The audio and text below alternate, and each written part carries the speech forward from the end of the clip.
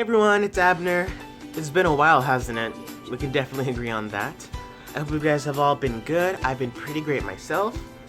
So this video goes out to all my desperate students out there trying to make a living for themselves, trying to get that 4.0 GPA, trying to go through endless sleepless nights of studying and midterms and just, psychological scarring.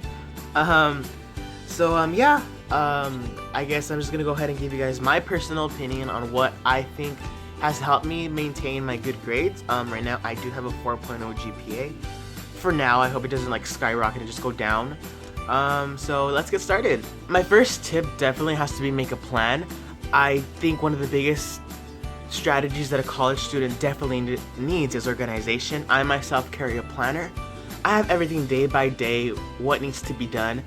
It kind of sucks having to be in a robotic schedule, but definitely don't think of it that way. It goes anywhere from, this day I will study, this day I will just have class, relax that day. The next day I will study for 2 hours, anything that just helps you keep a track of where you should be going, keeping you at a steady pace. Organization and having a steady route has always kept me in line. I definitely think that it should keep you in line as well. Definitely keep a note of your professor's office hours, of your library study hours, or anything like that you might need. Have all your resources listed. Again, my school provides a planner. I'm pretty sure yours does too.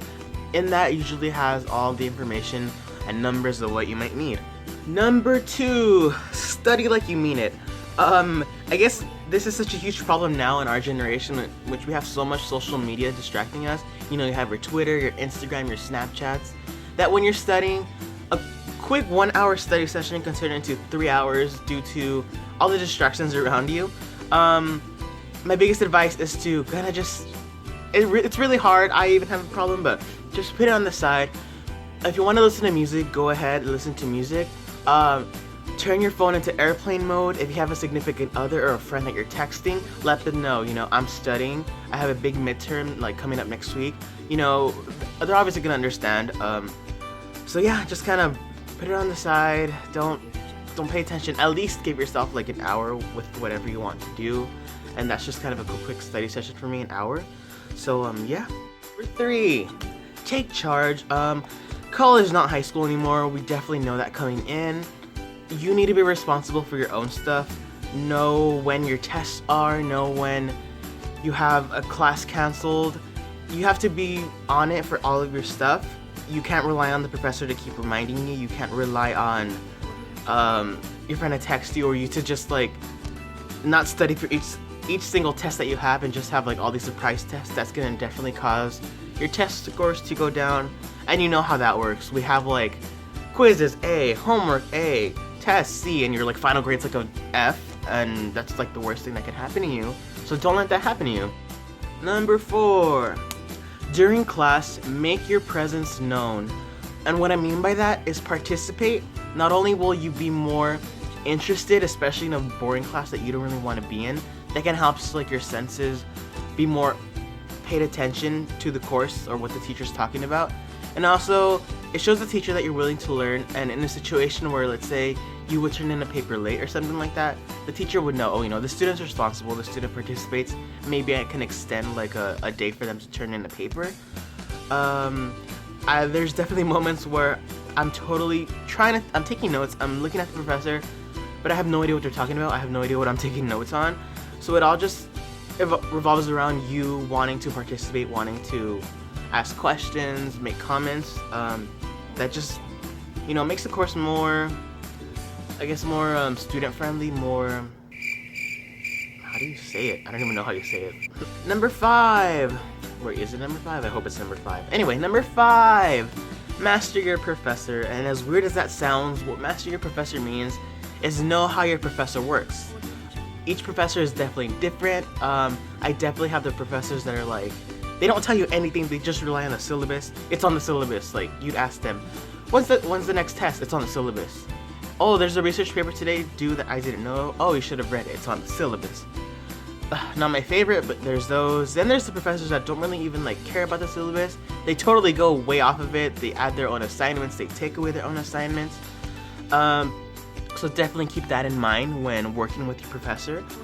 Also know how their teaching method works. If they're an auditory person, if they're a visual person, kind of just adjust yourself to it. If they're a really fast talker, really adjust your notes in a way where you can shorten them and still know what they're talking about, and you'll be able to read them back into while you're studying. I have a professor which she kind of just starts talking and doesn't remind you to take notes, which is kind of like stupid on me because I should be taking notes anyway. So take advantage of when you should be taking notes when the professor is talking. Rule number 6, procrastination. In a perfect world, we all do our assignments when they're due. If an assignment is assigned a week away from now, we start tomorrow night, ready, edited for next week. But we're not in a perfect world. I'm definitely not a perfect person. Once a procrastinator, always a procrastinator. But I guess one of my strategies in procrastinating, let's say my assignment is due assigned Monday and due Friday. I give myself a limit in which it's due Thursday. So let's say I start on Wednesday night, at least do half of it. That way, Thursday, you could just do the other half. Whether you procrastinate some of it, it's definitely easier to just make up the other half. So again, I will rephrase that. Let's say I have an assignment assigned today, due in 2 days. Just do like half of it or a little piece tomorrow, and the day it's due, at least do like a portion of it the morning. That way it won't be such heavy work on you.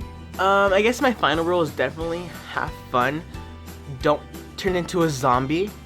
It's really hard to in the midst of part-time jobs, midterms, quizzes, tests, and then some people do like 5-7 classes that are like 18 units.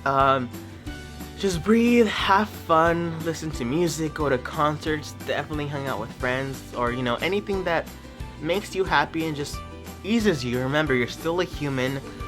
Although it's really hard nowadays. If you don't have your education, you pretty much can't do anything. So definitely applaud yourself. You are going to school, many aren't. Continue to push yourself. So these are my little tips that I have maintained throughout the beginning of this school year. I hope it helps you guys. Leave your guys' comments of any other tips you guys may have, any just differences that you guys do. Your majors. I'm really interested into like what you guys want to study, so leave that down below. If you guys want to see more, if you guys have any more ideas, go ahead and comment, subscribe, and like. I obviously don't have a huge fan base, that it really makes me special that a couple of you guys do watch my videos, and I'm perfectly fine with it. I love talking to you guys. I love that you guys watch my videos. So keep them coming with your ideas. I really hope to do more videos, even though I say that like every single time. But yeah, I'll see you guys next time, and I love you all. Mwah. Bye. Oh, and by the way, guys, if you haven't noticed, I changed my YouTube name to Abner Sometimes instead of Abnersaurus. The reason for that is for all of you who have searched me up know in the past that Bonersaurus pops up as like a suggestion, and it got to the point where you would type in Abnersaurus and literally nothing except Bonersaurus would pop out. Not cool, YouTube. So from now on, you can refer to me as Abner Sometimes, and yeah. Alright, bye.